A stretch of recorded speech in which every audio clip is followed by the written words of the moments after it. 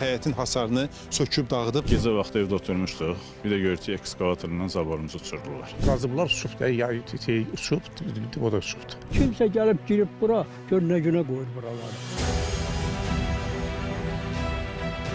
Binəqədi rayonu Rəsulzadə qəsəbəsi Aydınbəyev 18B ünvanlı yaşayan vətəndaş iddia edir ki, ərazidə yeni bina tikan şirkət ona məxsus həyətin hasarını söküb dağıdıb, özü də gecə saatlarında. 6 ay bundan qabaq, mart ayı olardı. Gecə vaxtı evdə oturmuşduq. Bir də görürük ki, ekskavatorla zaborumuzu uçurdular.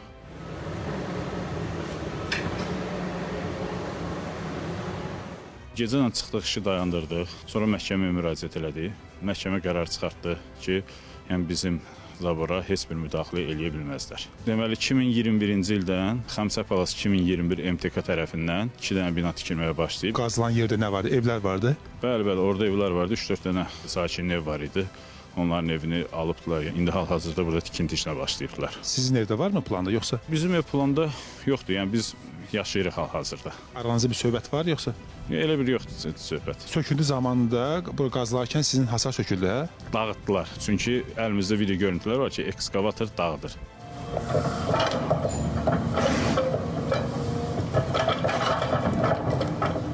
Bir həftə bundan qabaq yenidən başladılar və dedim ki, bu zabor uçacaq, yerdə qalan hissəsi və elə də oldu, uçdu. İndi bugün hasar sökdülər, sabah birsin orada bizim həyəti də qazacaqlar. 40 ildir biz burada yaşayırıq. Bir dənə gəlib dəyib dolaşa yoxdur. İndi kimsə gəlib girib bura, gör nə günə qoyur buraları. Kanalizasiyaları 50 dəfə biz pul vermişik, təmizlətdiririk, gəlib bu günə. Bu taxta bura nəyə qoyublar? Onlar gətirib qoyub. Bax, ağzı dadı. Bunun qapağını bəs? Yoxdur, sındırıblar, qırıblar, dağıdıblar. Şirkət?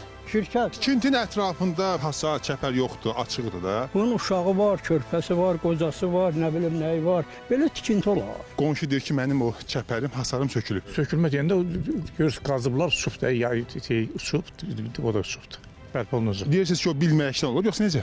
Yox, görürsünüz qazılıb, torpaq uçqun eləyib, o da uçub. Belədir. Qazılandan harca bir həftə sonra uçub o da var. Vətəndaş deyir ki, burada məhkəmə qərarı olub və qərardan sonra bir daha uçub. Buna deyirəm, yalan deyirəm.